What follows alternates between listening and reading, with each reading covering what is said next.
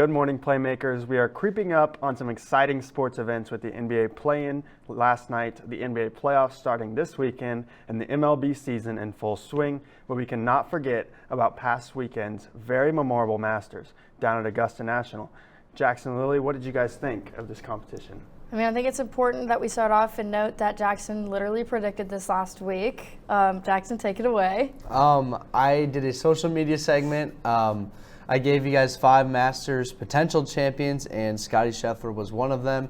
And the guy who took third place, technically, should have took second. Cam Smith was also in that mix. So I was all over the leaderboard. I had Tiger Woods, who finished the tournament at plus 14 and tied for like 89th or something like that. But I got the winner right, and I got third place. So I was pretty proud of myself. It was a pretty good weekend as far as, predicting things went. Yeah, I would say that Scheffler delivered key putts to keep Cam Smith out of range from reaching him, although I really needed and would like to have seen Cam Smith win. It was a great tournament, and I enjoyed watching every second of it, and I definitely look forward to it every year. When they play the commercials for the Masters about a month and a half before the Masters actually starts, it's always exciting. Yeah, Cam Smith had a little rough stretch on the second day, Yeah. and Rory kind of had the opposite of a rough stretch on the second day. He went off. But as I said before, the MLB season is in full swing, and although we have a long season in front of us, who do you guys think wins the end of the year awards? Let's start it off with the AL and NL Rookie of the Year. Let's see. So I think everybody wants to say Rookie of the Year is going to be Witt Jr. I really do like him, and I know that you all are going to say that, but I want to be different, and I want to change it up. So I'm going to say Steven Kwan. He's had the most total bases in 4 games for a rookie in MLB history. He's also batting at .692 right now, which I think is pretty impressive as a rookie. So I just want to switch it up and say him, although I do think that Bobby Witt will take this one. I just wanted to mention him. Yeah, that batting average is really good for anybody, not just a rookie. But yeah, as she said, I just have to pick Bobby Witt. He's got so much potential. There's not a lot to go off when you're picking Rookie of the Year because obviously these guys haven't played in the majors before. But Bobby Witt has tons of potential, and I just think he's going to get all the opportunity in the world with the Royals. So I think he's got a very good shot to win the AL Rookie of the Year. Lily, I understand the whole Steven Kwan argument, most bases through 4 games, but that's just your downfall. It's 4 games. Baseball is 162 games. It is an absolute grind of a season. The players that can stay the healthiest are going to win the awards. As you saw, with Vladimir Guerrero Jr. last year, played 161 of 162 games, and we saw how much attention he got. If Bobby Witt Jr. can stay healthy, I see no reason why he can't go and win this award. He's the #1 prospect in baseball for a reason. He can do it on both ends. What am I talking about? Both sides, offense and defense, as we saw in the short time that we've seen him. Bobby Witt Jr. has impressed me. But Steven Kwan is definitely not a bad pick. Spencer Torkelson from the Tigers as well. But again, it's just a little sample size. We've seen 4 games or 4 to 5 games with this crew of rookies.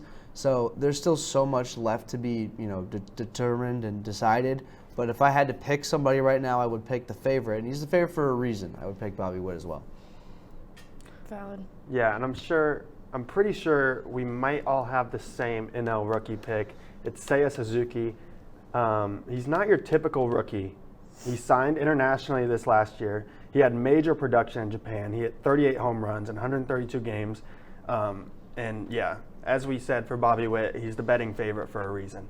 He's the most pro-ready rookie in the MLB, in my opinion. I agree. You don't pay a guy $85 million, $17 million a year and not expect big things. He exhibits a beautiful right-handed swing, and I was reading up a lot about him, and his teammates were able to say that his ability to transition to a new team, new surroundings, and a new league is unreal, and they love his energy, and they love everything that he brings to the table. So I think that he could be really exceptional this season. Well, Seiya Suzuki is in a fantastic situation. Not only is he the most pro-ready player, but he's on a team that is going to play him a ton. Mm-hmm. It's the Chicago Cubs. They're very weak in the outfield this year. And so I think Seiya Suzuki, obviously staying healthy, could play 150 to 160 games this year. He's been fantastic in the couple of games that we've seen him. And, if he could provide some more offense for the Cubs, the Cubs could have a chance at really having a culture change type year with this young crew that they had, obviously trading away the whole team last year. Seiya Suzuki could be a main reason for the culture change, and I think he's my pick to win Rookie of the Year as well. Yeah, and then quickly switching over to the MVP. For the AL, I have Luis Robert. Stop. He has 30-30 potential. He's got Potential. some of the most, as I'm saying, potential. He's he's a dark horse pick. He's got the power, he's got the speed, he's elite in the outfield, and he's playing on a really good team. If they finish, top of the standings, they will. The best player on the team is going to definitely get some recognition, and that's going to be Robert, in my opinion.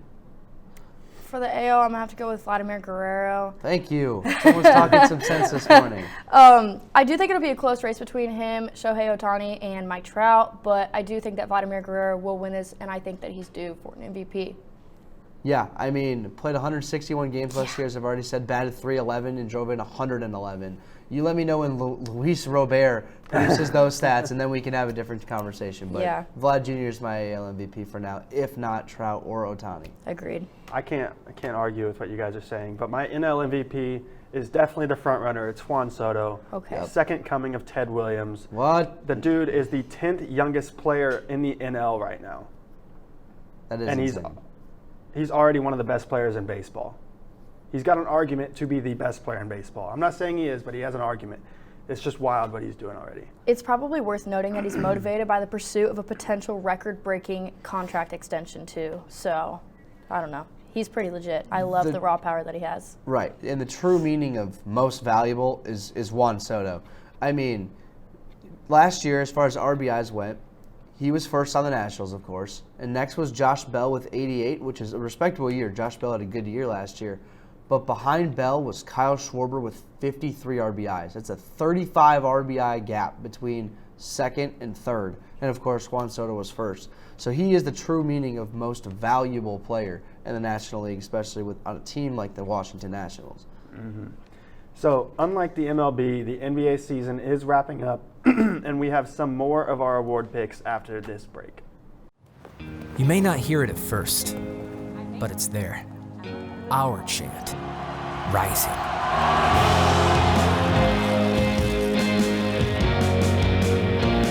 On this summit, callings converge, voices unify into a chorus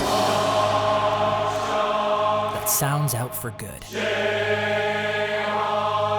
for greatness. Can you hear it? With the end of the season comes the annual discussion about the NBA awards. MVP, Rookie of the Year, Defensive Player of the Year, and more are up for grabs. To kick off our predictions, who do you guys have winning the Sixth Man of the Year? I'm going to say Tyler Hero. He's currently the only non-starter in the league to average more than 17 points a game. He's made an impact coming off the bench. He's made his appearance known in the court, and I think his overall efficient scoring and positive impact whenever he's on the court is just another reason why he should win this award. Yeah, I also have Tyler Hero. He's the second leading scorer on the Heat, off the bench, has the most points off the bench, 3.9 assists per game. He has the most assists off the bench, shooting 44% from the field, 40% from three. He's arguably the second most valuable asset that the Heat have, and without him, the Heat struggle, as it showed in the last few weeks of the season. But yeah, I think it's a runaway award for Tyler Hero. I don't know about runaway award. I have Cam Johnson as my Sixth Man of the Year, and I think the reason why I say that is because when you're Phoenix and you're as good as you are, and you have your fantastic 3-and-D pieces in Mikal Bridges, and you're able to bring another one like Cam Johnson off the bench, where Cam Johnson's going to come in and get you stops, and you can interchange Bridges and Johnson the way that the Suns do. It's fantastic to see, and I think Cam Johnson's one of the more underrated players in the NBA. I would pick him for my Sixth Man of the Year because I'm very high on Cam Johnson. I think he's a fantastic player, but as a constellation, I would pick Tyler Hero, Milwaukee native. I'm not upset either way here. Yeah, I like Cam Johnson a lot. I just think Tyler Hero is having an unbelievable season, kind of like a Jordan Clarkson season from last year, and we saw where that got him. But what do you guys think for most improved player? I'm This sure is this a one will hard be debate interesting. for me between Ja and Jordan Poole, but I think I'm going to have to go with Ja Morant. He's raised his scoring average so far by 5 points this season from the past season. His shooting percentages are up. His rebound numbers are also up. And he's the sole reason for the improvement of the Grizzlies overall. I love this man on the court. I'm going to use what Jackson said. I am high on Ja Morant. He is exceptional. I love the way this man has been playing. Yeah, Ja Morant is also my most improved player. He went from not being an all-star last year to being a legit superstar this year. Went from 19 points per game to 27 points per game, 4 rebounds to 6 rebounds, up 5% in field goal, up 4% in three-point. He's the best player on this 2 seed right now in the very tough Western Conference. I think he definitely, by definition, is the most improved player this year. I understand your argument. Ja Morant's been fantastic this year, but Lily, you said he's the sole reason for Memphis, kind of turning it around and being the 2 seed. I think his attitude has said a lot about him. Let me ask you a question. Have you heard of Desmond Bane going into the year? Yeah. Really? Where did Desmond Bane go to college? Nah. Horned Frogs. Have you heard of Jordan Poole going into the year? Exactly. Those two have lit the league on fire this year. They have made this season their own. Desmond Bane has made himself one of the better 3-and-D players in the entire league this year. Desmond Bane went to TCU, by the way. Jordan Poole, another Milwaukee native, has also been fantastic for the Warriors this year. I mentioned Jordan Poole. I'm just saying, Desmond Bane is a very large reason to why Memphis has turned it around and been the number 2 seed this year. It's not just the Ja Morant show. When you have a 3-and-D guy like Desmond Bane to complement Ja Morant, and when you have a guy like Jordan Poole to complement what the Warriors already have, you have to, there's so much room for improvement, and that's why those two are at the top of my leaderboard. Yeah, something I like about the awards this year is in most of them there's a consensus top 3. And in most of them, there's really no wrong answer. I'm sure we're going to debate on one coming up, but I think I love the NBA because there's not really a wrong answer, and that's with all sports too. But before we get to our most important awards, let's go to Rookie of the Year. My Rookie of the Year is Scotty Barnes. He's top 3 in stats in all rookies. He's top 3 in total points, total rebounds, total assists, total steals, most minutes played. He's one of the top contributors on a legit playoff team. And I think what it really comes down to is he's been the most consistently good rookie this year. Cade, great year, but he didn't start until later. Evan Mobley started off great, then he got hurt. Jalen Green started off bad, if you want to say, and he's been great second half. But Scotty Barnes has been really, really good all throughout the year, and I think that's what puts him over the edge. Jackson, take it away. I like the argument for Scotty Barnes, but and like I said, I'm not really mad either way. I do like Scotty Barnes, but I'll make an argument for Evan Mobley. I think Evan Mobley was the piece that the Cavaliers needed to, set them over not the stratosphere, obviously, but Cleveland was not a playoff team without Evan Mobley. Let's just be honest here. I mean, their big man was Kevin Love? I mean, when you have a guy like Evan Mobley to complement Darius Garland and Colin Sexton, that helps so much, and we saw how much it helps. Yes, I want Evan Mobley as my Rookie of the Year, but I wouldn't be mad at Scotty Barnes either. I like all those picks. I'm just going to say I like Cade Cunningham. I like the way he's adjusted to the league and made himself known, but I don't want to go into it too much because I want to have time to absolutely argue with Jackson. Let's argue. All right, hold on. We got to get to Defensive Player of the Year first. My Defensive Player of the Year is Bam Adebayo. 0.8 blocks per game, 1.4 steals, can effectively guard at every position, which I think is super important. And he's the defensive anchor to this very good defensive Miami Heat team. I'll say Draymond Green has had a top defensive rating for majority of the NBA season. I also like Rudy Gobert and Giannis for this award because Giannis won't win anything else except that's a Defensive Player of the Year. Yeah, I'm picking Giannis. Next. All right, MVP. This is the one we've all been waiting for. Of course. Jackson, I want you to go first. Of course. Because I want you to explain to me how you have your guy as the MVP this year. Well, please enlighten me. Well, first of all, I can't sit up here and be like, oh, But please let me have Nikola Jokic or Joel Embiid, because you'd be like, oh, well, you didn't pick Giannis. That's what happened to your guy? What happened to your guy? No, whatever. Giannis is the MVP to me. First of all, it's the eye test. When Giannis plays at his best and the Bucks play at their best, there's no team in the NBA that can beat them. We saw that last year. You can't argue with me on that. They're NBA champions. Now, I have this thing called the big game argument, right? First of all, there's no argument for Joel Embiid. He has James Harden on his team, and they're a 4 seed. Like, I don't want to hear it. Whatever. I'm talking specifically Nikola Jokic. My big games, at Brooklyn, Giannis dropped 44. At Philly, Giannis dropped 40.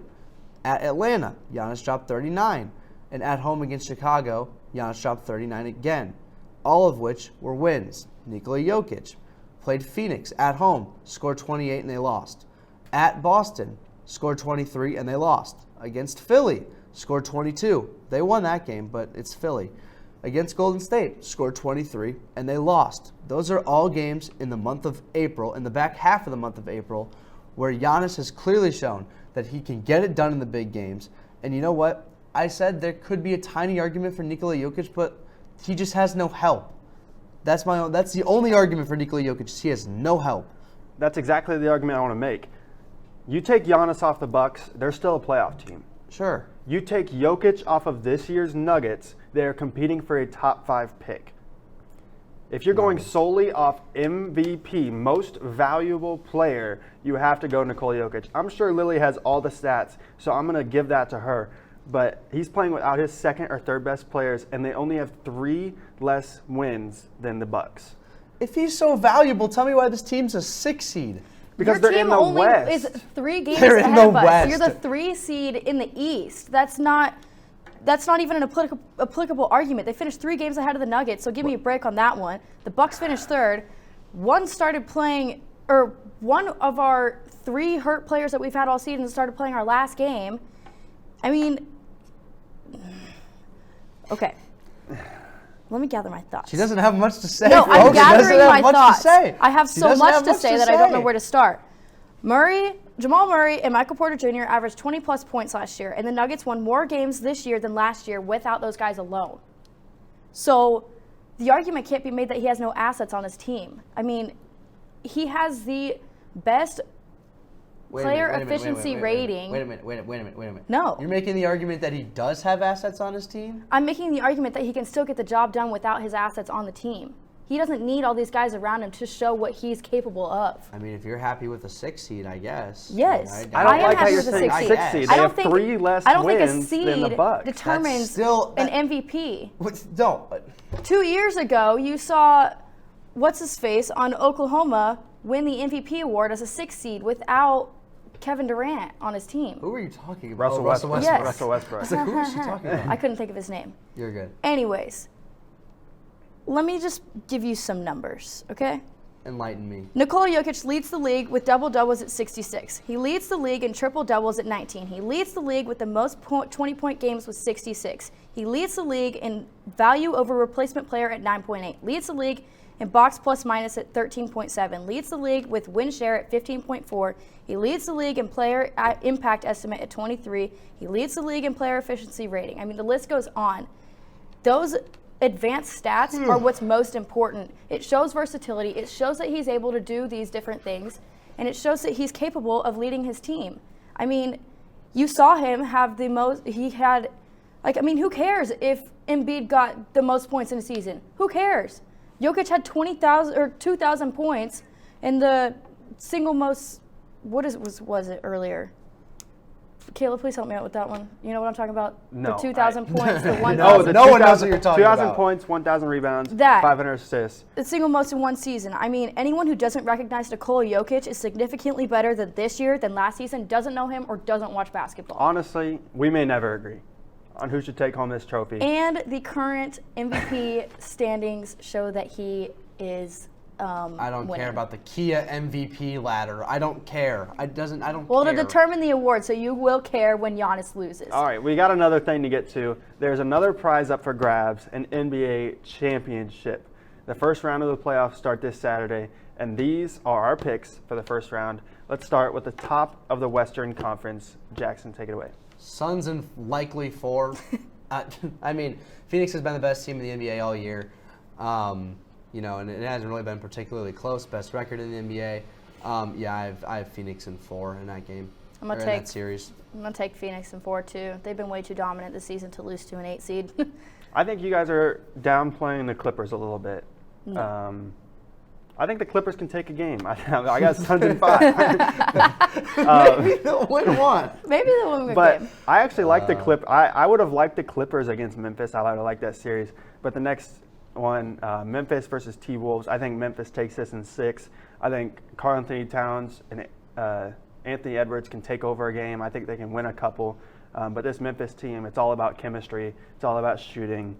With Desmond Bane, obviously, they're going to be pretty set in this series, I think. Yeah, I'm gonna say the same thing. I love that team together. I love their chemistry and I love their dominance. I'll go with Gabe Daniels, Grit and Grind Grizzlies in 6 games, probably 5-6 games. All right. Well, the next series, Warriors versus Nuggets. That's not even going to be a series. I got Warriors in 5. Yeah. Jokic absolutely. is so good. He's going to take a game, but nobody can guard Steph, Clay, Hey, we don't even know if Steph's Jordan playing Poole. Yeah, that's why I want Nuggets in for 7. 1 game. I want Nuggets in 1 game because Steph's probably not going to play 1 game. So I just think the Warriors are a better team. I think it's amazing what Jokic has done to bring them to the playoffs this far, but I think it ends here. It's valid. I mean, I would be surprised if we won. I'm just gonna say it for sake. A diehard Nuggets fan, Nuggets in 7. But being realistic, the Warriors will probably go out on top in this series.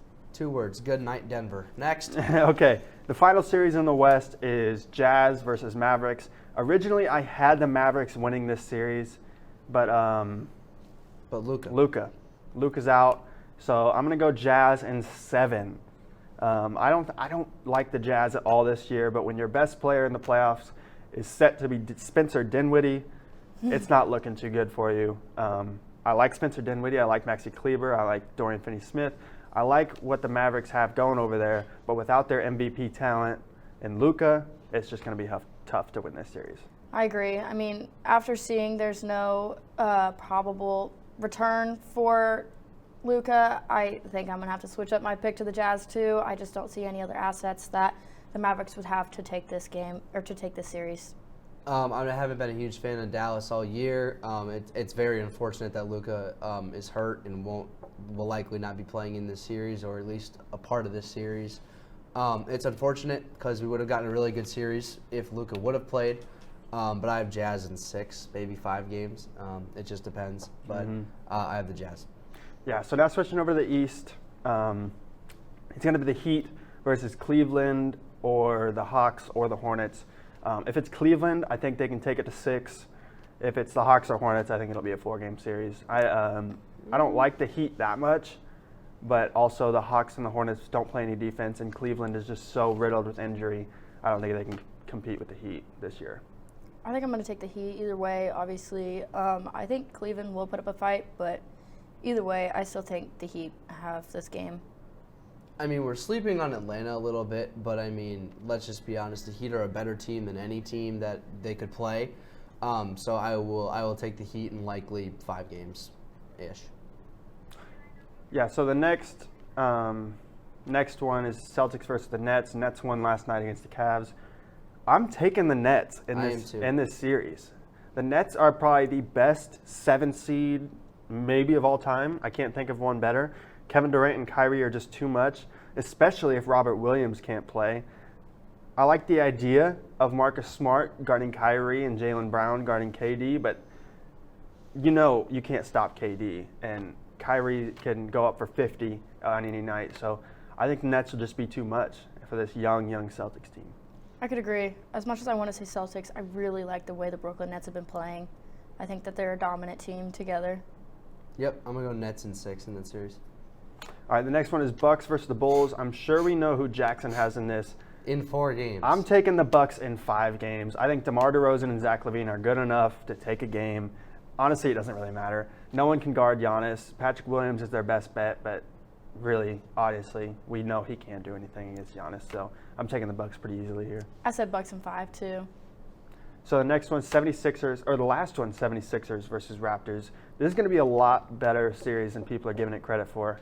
Joel Embiid and James Harden are going to be the best players on the court. But after that, I think it goes all to the Raptors, especially with Matisse Thybulle not being able to play in Toronto. He's their best perimeter defender for sure. But just the star power of Joel Embiid and James Harden, I still got to go 76ers, but I think it'll go to 7. I think 76ers and 7. I have 76ers and 7. Yeah, I have Sixers and 6. All right, at least we can all agree on something here. Well, NBA talk is not finished. After the break, we spin everyone's favorite wheel. Where you go to college makes a statement about you. This place will become a part of you, your identity for life.